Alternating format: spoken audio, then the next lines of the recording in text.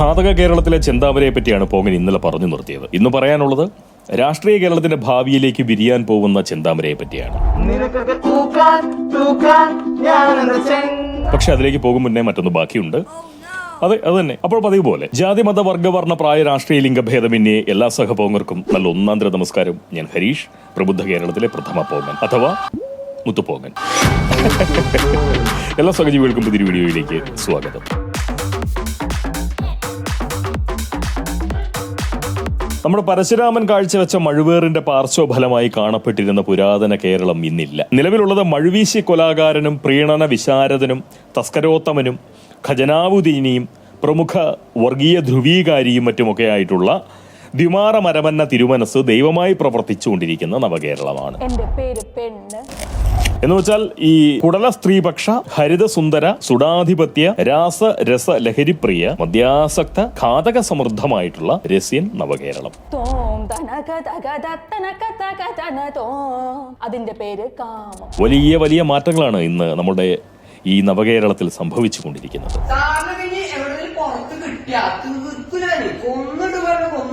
എനിക്ക് വയസ്സ് 8. പുരാതന കേരളത്തിൽ നിന്നും നവകേരളത്തിലേക്ക് വരുമ്പോൾ 9ാം ക്ലാസ്സിൽ പഠിക്കുന്ന പെൺകുട്ടിക്ക് നിഷ്പ്രയാസം ഇന്ന് പ്രസവിക്കാൻ സാധിക്കുന്നുണ്ട് എന്നുള്ള കാര്യം നമ്മൾ മറന്നു പോകരുത്. പിതാവാകാൻ കഴിയുന്ന നിലയിലേക്ക് ആൺകുട്ടികൾ 13 വയസ്സിൽ തന്നെ ഒത്ത പുരുഷന്മാരാവുന്നു. വോട്ടവകാശവും ഔദ്യോഗിക പ്രായപൂർത്തിയും സ്വന്തമാക്കണമെങ്കിൽ 5-6 കൊല്ലം കൂടി കാക്കണമെങ്കിലും നവകേരളത്തിലെ ആൺകുട്ടിക്ക് 13 വയസ്സിൽ തന്നെ പുരുഷനാവാനും പിതാവാകാനും ഇന്ന് കഴിയുന്നു എന്നത് നമ്മുടെ നാട് കൈവരിച്ചിട്ടുള്ള വളർച്ചയാണ് തീർച്ചയായിട്ടും കാണിക്കുന്നത്. ആ ഒരു വളർച്ച കണ്ടില്ല എന്ന് നടിക്കുന്നത് മര്യാദയുമല്ല.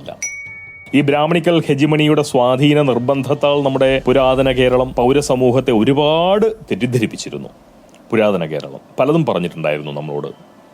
പല ചിട്ടകളും പല രീതികളും പല സാംസ്കാരിക സ്വഭാവവും ഒക്കെ നമ്മളിൽ പകർന്നു തന്നുകൊണ്ട് പുരാതന കേരളം ഒരുപാട് ദൂഷ്യങ്ങൾ അക്കാല മലയാളികളോട്, പോങ്ങനടക്കമുള്ള അക്കാലത്ത് കൗമാരവും യൗവനവും ഒക്കെ താണ്ടിയിട്ടുള്ള മലയാളികളോട് ഒരുപാട് ഉപദ്രവം പുരാതന കേരളം ചെയ്തിട്ടുണ്ട്.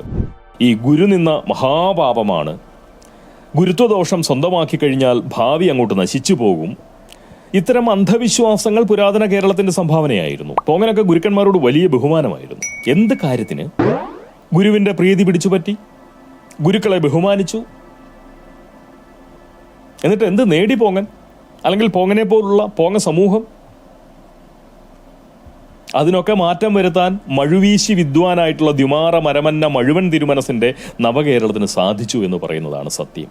ഈ കാലത്ത് ജീവിക്കാൻ കഴിഞ്ഞു എന്ന് പറയുന്നത് മഹാഭാഗ്യമായിട്ടാണ് പോങ്ങൻ കൂട്ടുന്നത്. വളരെ നിയമവിരുദ്ധമായി ക്ലാസ്സിൽ കൊണ്ടുവന്ന മൊബൈൽ ഫോൺ പിടിച്ചുവച്ച അധ്യാപകനെ കൊല്ലാൻ പിടിക്കുമ്പോൾ ഇളം പുരുഷന് മീശ കിളിർക്കാൻ കാലം വളരെയേറെ പിന്നെയും ബാക്കിയുണ്ടായിരുന്നു എന്ന കാര്യം നമ്മൾ മറന്നുപോകരുത്. എത്ര വീറോടുകൂടിയാണ് അധ്യാപകന് നേരെ ആ പയ്യൻ ആർത്തലച്ച് ചെന്നത്. പുരുഷ സ്വരം പോലും കരസ്ഥമാക്കും മുന്നേ ആവശ്യമുള്ള പക്ഷം സ്വന്തം അധ്യാപകനെ പിടിച്ചു വധിക്കാൻ കഴിയും വിധം നവകേരളത്തിന്റെ വിദ്യാഭ്യാസ രംഗം വളർന്നുപോയി. ഗുരുനിന്ന ഇന്ന് ഒരു പാപമല്ല. ഗുരുത്വദോഷം ഭാവിയുടെ കൂമ്പുനുള്ളുമെന്ന അന്ധവിശ്വാസം നവകേരളത്തിലെ മാർക്കോ കുഞ്ഞുങ്ങൾ വെച്ച് പുലർത്തുന്നുമില്ല എന്ന് മാത്രവുമല്ല, ബാല്യത്തിൽ തന്നെ ആത്മഹത്യ ചെയ്യാൻ കഴിയുന്ന നിലയിലേക്ക് നമ്മുടെ കുഞ്ഞുങ്ങൾ സാമൂഹ്യ വളർച്ച തരപ്പെടുത്തി. പോങ്ങന്റെയൊക്കെ കാലത്ത് ഈ മരണം എന്താണെന്ന് പോലും അറിയുന്നത് ഒരു 30 വയസ്സ് കഴിഞ്ഞാൽ മാത്രമാണ്. ആത്മഹത്യ എന്നൊക്കെ പറയുന്ന കാര്യങ്ങൾ കേട്ടുകേൾവി പോലുമില്ല. ഇന്നിപ്പോ സഹപാഠിയെ ഉപദ്രവിച്ച് കൊല്ലാൻ നവകേരളത്തിലെ കുമാരന്മാർക്ക് ഒട്ടും മടിയില്ല എന്ന് പറയുന്ന ഒരു അവസ്ഥയിലേക്കാണ്. സ്വന്തം സഹപാഠിയെ, കൂടെ പഠിക്കുന്നവനെ പിടിച്ചു കൊല്ലാൻ ഒരു മടിയുമില്ല.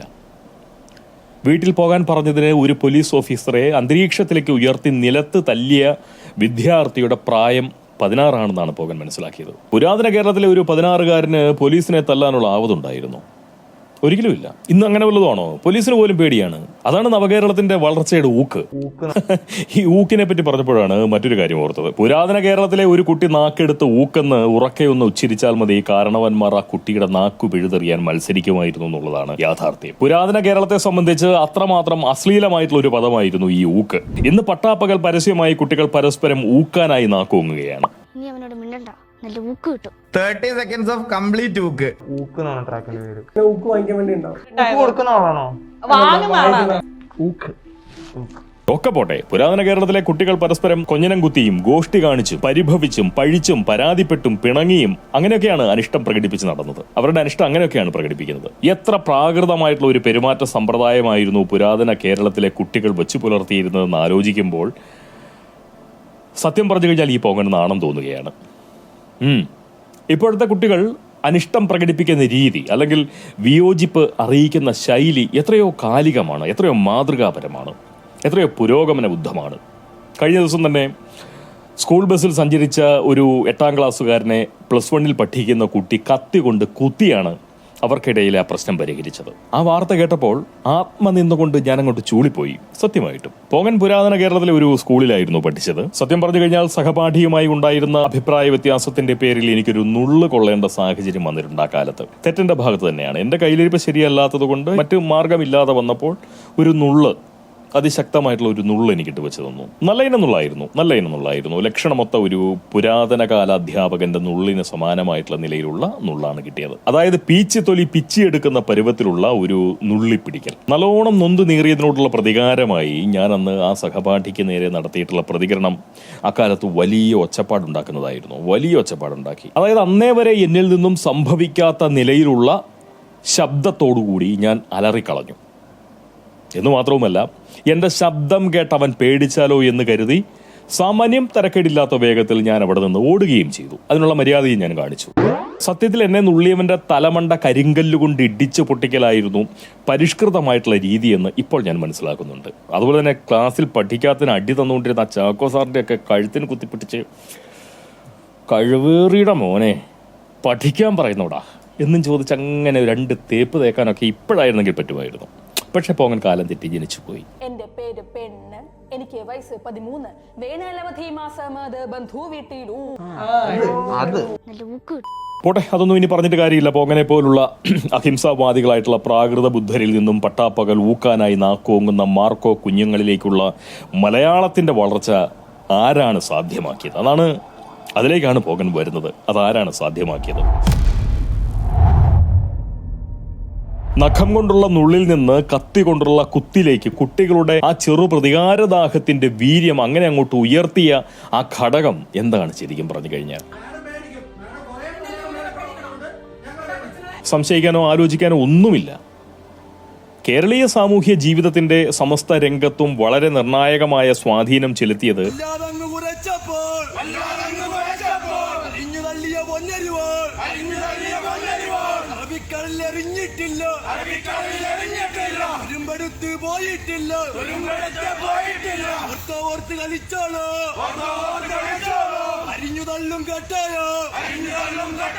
കമ്മ്യൂണിസ്റ്റ് പ്രസ്ഥാനമാണ്. ഹരിതസുന്ദര, സുഡാധിപത്യ, കുടല സ്ത്രീപക്ഷ, രാസരസ ലഹരിപ്രിയ, മദ്യാസക്ത, ഘാതക സമൃദ്ധമായിട്ടുള്ള ഈ നവകേരളത്തിലേക്ക് പുരാതന കേരളത്തെ എത്തിച്ചത് ഇടതുപക്ഷമാണ്.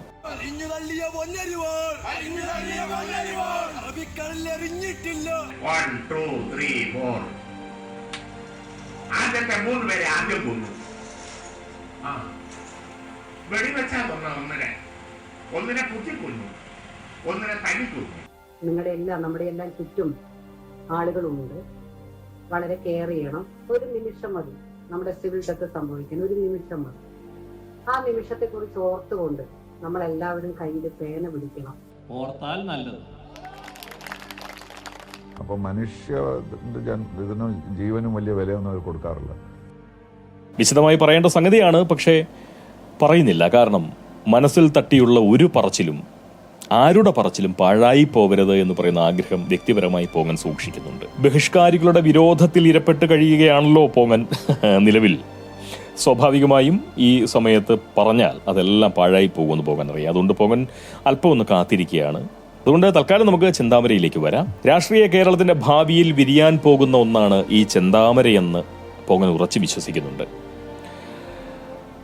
ഇത് കേരളത്തിൽ മുട്ടിട്ട പുതിയൊരു രാഷ്ട്രീയ കൂട്ടുകെട്ടിന്റെ സൗഹൃദ നാമമാണെന്നാണ് പോങ്ങൻ വിശ്വസിക്കുന്നത്. കാവി കമ്മിയും ചെൻസംഖിയും ഒക്കെ ചേറും വെള്ളവുമായി കേരളമാകുന്ന രാഷ്ട്രീയ കുളത്തിൽ നാളെ വിജയകരമായി വിരിഞ്ഞു നിൽക്കും. ശത്രുവിന്റെ ശത്രുമിത്രം എന്ന പഴമൊഴിയും രാഷ്ട്രീയത്തിൽ സ്ഥിരം ശത്രുക്കളില്ല എന്ന വാദവുമൊക്കെ ഈ ചെന്താമരയ്ക്കുള്ള വളവുമാകും. കോൺഗ്രസ് മുക്ത ഭാരതം എന്ന രാഷ്ട്രീയ ലക്ഷ്യം സാധ്യമാക്കാനായി BJP കമ്മ്യൂണിസ്റ്റ് പാർട്ടിയെ പരോക്ഷമായെങ്കിലും പിന്തുണയ്ക്കുമെന്ന് 1ാം പിണറായി സർക്കാരിന്റെ തുടക്കം മുതൽ തന്നെ പോങ്ങൻ ആവർത്തിച്ചു പറഞ്ഞിട്ടുണ്ട്. അതുകൊണ്ട് തന്നെ രാഷ്ട്രീയ കേരളത്തിന്റെ ഭാവി കാലത്ത് വിരിയാൻ പോകുന്ന ചെന്താമര എന്തായാലും എന്നെ ഒട്ടും തന്നെ അത്ഭുതപ്പെടുത്തില്ല. പല ശുദ്ധസംഖ്യകളും ഒരു വട്ടം കൂടി കമ്മ്യൂണിസ്റ്റ് പ്രസ്ഥാനം കേരളത്തിൽ ഭരിപ്പിന് വരുന്നതാണ് നല്ലതെന്ന് പറഞ്ഞു കാണുന്നുണ്ട്. കേരളീയർ ഒരു 5 കൊല്ലം കൂടി നരകിക്കുന്നതാണ് സ്വന്തം രാഷ്ട്രീയ വളർച്ചയ്ക്ക് നല്ലതെന്ന് BJP കരുതുന്നുണ്ട് എങ്കിൽ തീർച്ചയായിട്ടും അവർ കമ്മികളെക്കാൾ സാമൂഹ്യ വിരുദ്ധരാണെന്നേ പോങ്ങനെ പറയാൻ കഴിയൂ, മനസ്സിലാക്കാൻ സാധിക്കൂ. അപകടം പറ്റി വഴിയിൽ കിടക്കുന്നവനെ എടുത്ത് ആശുപത്രിയിൽ എത്തിക്കാൻ നോക്കാതെ വഴിയിൽ കിടന്ന് മരിക്കാൻ അയാളെ അനുവദിച്ചാൽ ഇടിച്ച വണ്ടി ഓടിച്ചവനെതിരെ കൊലക്കുറ്റം എടുക്കാനുള്ള വകുപ്പാകുമല്ലോ എന്ന് ചിന്തിക്കുന്ന ആ ഡ്രൈവറുടെ ശത്രു ഒരു മാനവികവാദിയാകുമോ അതോ മാനസിക രോഗിയാവുമോ? പറഞ്ഞു വന്നത് ഇതാണ്. കോൺഗ്രസ് എന്ന പ്രസ്ഥാനത്തെ ഇല്ലാതാക്കാനായി കേരളത്തിൽ ചെന്താമര വിരിയിക്കാൻ നടക്കുന്ന സംഘികളുടെ രാഷ്ട്രീയ തന്ത്രം കേരളീയ വിരുദ്ധവും സാമൂഹ്യ ദ്രോഹവും മാത്രമാണെന്നാണ് പോങ്ങന്റെ ഒരു വിചാരം. ഒരുപക്ഷെ നിങ്ങൾക്ക് ഇത് അത്ര കണ്ട് ദഹിച്ചേക്കില്ലായിരിക്കും, പക്ഷെ പറയാതിരിക്കാൻ വയ്യ. മാത്രവുമല്ല, കേരളത്തിലെ ഹൈന്ദവ സമൂഹത്തെ കമ്മികളോളം അപമാനിച്ച മറ്റൊരു രാഷ്ട്രീയ പ്രസ്ഥാനവുമില്ല എന്ന കാര്യം BJP-ക്കാർ തന്നെ ഓർക്കണം. കാരണം ഹിന്ദുക്കളുടെ പാർട്ടി എന്ന് വിചാരിക്കുന്ന അല്ലെങ്കിൽ അങ്ങനെ ഒരു പ്രതീതി പരത്തിയിരിക്കുന്ന പാർട്ടി എന്ന നിലയിൽ തീർച്ചയായിട്ടും BJP ഏറ്റവും ഗൗരവത്തോടു കൂടി കാണേണ്ട കാര്യവും അത് തന്നെയാണ്. അടവ് നയമായാലും രാഷ്ട്രീയ തന്ത്രമായാലും ചെന്താമര എന്നത് ഒരു രാഷ്ട്രീയ അശ്ലീലം മാത്രമാണ്. പുരാതന കേരളത്തിലെ ഊക്കിനേക്കാൾ വലിയ അശ്ലീലമാവും നവകേരളത്തിലെ ചെന്താമര എന്ന രാഷ്ട്രീയ കൂട്ടുകെട്ട്. ഈ പറഞ്ഞത് എന്തിനാണെന്ന് വെറും അണിയാന്മാരായിട്ടുള്ള കമ്മികൾക്കും സംഘികൾക്കും ഇപ്പോൾ പിടികിട്ടില്ല എന്ന് പോകനെ വളരെ നന്നായിട്ട് അറിയാം. ഏതാനും വർഷങ്ങൾക്കകം കാവി കമ്മ്യൂണിസ്റ്റുകളെയും ചെമപ്പൻ സംഘികളെയും ഒക്കെ ചെന്താമര വിരിഞ്ഞു നിൽക്കുന്ന കേരളത്തിൽ ധാരാളമായി കാണാൻ കഴിയും. അപ്പോൾ പോങ്ങൻ ഇപ്പോൾ പറഞ്ഞതിന്റെ ഗുട്ടൻസ് കിട്ടുകയും ചെയ്യും. ആശയത്തെക്കാൾ ആശയ്ക്കും കീശയ്ക്കും ആമാശയത്തിനുമൊക്കെ അമിത പ്രാധാന്യം നൽകുന്നവരായതിനാൽ നമ്മുടെ കോൺഗ്രസ്സുകാരെ സംബന്ധിച്ച് ചെന്താമരയുടെ വിരിയൽ ശേഷിയെപ്പറ്റി അത്ര കണ്ട് വേവലാതി ഉണ്ടാവാനിടയില്ല എന്ന് പോകാൻ അറിയാം. പക്ഷേ സൂക്ഷിച്ചില്ല എങ്കിൽ നിങ്ങളുടെ കാൽ ചുവട്ടിലെ മണ്ണു വാരി ചവിട്ടിക്കൂട്ടി ചെന്താമരയുടെ ചോട്ടിൽ ചേറായി തട്ടും കാവിക്കമ്മികളും ചെൻസംഖികളും കൂടി. ചുമ്മാ ഒന്ന് ഓർമ്മയിൽ വെക്കുന്നത് നല്ലതായിരിക്കും. തൽക്കാലം പോകാൻ നിർത്തുന്നു. നമ്മുടെ ഈ ചാനലിലേക്ക് ആദ്യമായി കടന്നു വന്ന ആരെങ്കിലും ഈ വീഡിയോയ്ക്ക് മുന്നിലുണ്ട് എന്നുണ്ടെങ്കിൽ നിങ്ങളോട് ഒരു വലിയ അഭ്യർത്ഥനയുണ്ട്. ദയവായി നിങ്ങൾ ഈ ചാനൽ സബ്സ്ക്രൈബ് ചെയ്യരുത്. ഇത് നിങ്ങൾക്ക് സബ്സ്ക്രൈബ് ചെയ്യാൻ കൊള്ളുന്ന ഒരു ചാനലാണ് എന്നുള്ള ഒരു വിശ്വാസം പോകാനില്ല. അതുപോലെ തന്നെ നിങ്ങൾ വലിയ സാംസ്കാരിക സമ്പത്ത് കൈവശമുള്ള ഒരാളാണെന്നുണ്ടെങ്കിൽ നിങ്ങൾ ഈ ചാനലിന്റെ പരിസരത്തെ വരാൻ പാടില്ല എന്നുള്ള ഒരു അഭ്യർത്ഥനയാണ് പോകാനുള്ളത്. വളരെ എളിമയോടുകൂടി പോകാൻ ആ നിർദ്ദേശം നിങ്ങളുടെ മുന്നിൽ സമർപ്പിക്കുന്നു. അതേപോലെ തന്നെ ഇനി നിങ്ങൾക്ക് എന്തെങ്കിലും ഒരു കാരണവശാൽ ഈ ചാനൽ സബ്സ്ക്രൈബ് ചെയ്യാനുള്ള ഒരു തിക്കുമുട്ടൽ ഉണ്ടാവുകയും ചാനൽ സബ്സ്ക്രൈബ് ചെയ്യുകയും ചെയ്യുകയാണെന്നുണ്ടെങ്കിൽ പുതിയതായിട്ട് ചാനൽ സബ്സ്ക്രൈബ് ചെയ്ത ആളുകൾ തീർച്ചയായിട്ടും അവരുടെ വിലാസം പോങ്ങനെ ഏൽപ്പിക്കണമെന്ന് പറയുന്ന ഒരു അഭ്യർത്ഥന കൂടി പോങ്ങനുണ്ട്. കാരണം നിങ്ങൾ എപ്പോഴെങ്കിലും ഈ ചാനൽ സബ്സ്ക്രൈബ് ചെയ്തതിന് ശേഷം അൺസബ്സ്ക്രൈബ് ചെയ്താൽ തീർച്ചയായിട്ടും വീട്ടിൽ വന്ന് ആളെ വിട്ട് തല്ലിക്കുക എന്ന് പറയുന്ന ഒരു ചെറിയ കലാപരിപാടികളുടെ പോങ്ങൻ ഇനി തുടർന്ന് അങ്ങോട്ടേക്ക് നടപ്പിലാക്കാൻ പോകുന്നുണ്ട്. സ്വാഭാവികമായിട്ടും ആരെങ്കിലും ഈ ചാനൽ സബ്സ്ക്രൈബ് ചെയ്യുന്നുണ്ടെങ്കിൽ അത് ആജീവനാന്ത സബ്സ്ക്രിപ്ഷൻ ആവണം. പിരിഞ്ഞു പോകാൻ പറ്റില്ല. കൂട്ടുപിരിയാനുള്ള ഉന്നമുണ്ടെന്നുണ്ടെങ്കിൽ വീട്ടിൽ വന്ന് ആളെ വിട്ട് പോങ്ങൻ തല്ലിക്കും. സ്വയം തല്ലാനുള്ള ഇപ്പോൾ തൽക്കാലം ശേഷിയില്ലാത്തത് കൊണ്ടാണ്. അതുകൊണ്ട് ആളെ വിട്ട് പോങ്ങൻ തല്ലിക്കും. അതുകൊണ്ട് സബ്സ്ക്രൈബ് ചെയ്യുന്നവർ വളരെ ശ്രദ്ധയോടുകൂടി സബ്സ്ക്രൈബ് ചെയ്യണം. സബ്സ്ക്രൈബ് ചെയ്താൽ പിന്നെ ഒരു മടക്കം ഉണ്ടാവില്ല. പിരിഞ്ഞു പോക്ക് അനുവദനീയമല്ല. ആ ഒരു കാര്യം മനസ്സിൽ വെച്ചുകൊണ്ട് മാത്രം സബ്സ്ക്രിപ്ഷൻ നടത്തുക. വേറെ കൂടുതലൊന്നുമില്ല. അടുത്ത വീഡിയോയോട് വീണ്ടും കാണാം. അടുത്ത സംസാരത്തോട് നമുക്ക് വീണ്ടും കേൾക്കാം. സന്തോഷം. സൂചി കുത്താനിടമില്ലാത്ത ബസ്സിനുള്ളിൽ അന്നെന്റെ പൊക്കിൽ തപ്പി വന്നവന്റെ പ്രായം. സാരമില്ല, പോട്ടെ. പോകന്റെ വീഡിയോ ഇന്നലെ നിങ്ങൾ കണ്ടിട്ടില്ലല്ലോ അല്ലേ? ഇന്നലെ പോകാൻ പറഞ്ഞു വെച്ചത് നിങ്ങൾ കണ്ടില്ലല്ലോ ആരും. ഞാൻ പരിഭവം പറച്ചിലും പരാതി പറച്ചിലും ചിണുങ്ങളും ഒക്കെ നിർത്തി. നമുക്കിടയിൽ പ്രത്യേകിച്ച് ബന്ധങ്ങളൊന്നും ഇല്ല എന്നുള്ള മട്ടിൽ പറയാനുള്ളത് പറയുന്നു, പോകുന്നു. ഈ ഒരു ശൈലി, ഈ ഒരു സമ്പ്രദായം ഞാനങ്ങ് സ്വീകരിച്ചു. ഇതുവരെ ഞാൻ നിങ്ങളെയൊക്കെ കണ്ടിരുന്നത് എൻ്റെ ഗുരുക്കന്മാരായിട്ടാണ്. അതുകൊണ്ട് നിങ്ങളുടെ മുന്നിൽ വന്ന് സംസാരിക്കുമ്പോൾ ഞാൻ ചിലപ്പോൾ കുറച്ച് അച്ചടി ഭാഷ ഉപയോഗിക്കും. കാരണം അങ്ങനെയാണല്ലോ, നമ്മൾ ബഹുമാനിക്കുന്ന ആളുകളോട് നമ്മൾ ഒരല്പം ആദരവ് കലർന്ന ശരീരഭാഷയോടെയും സംസാര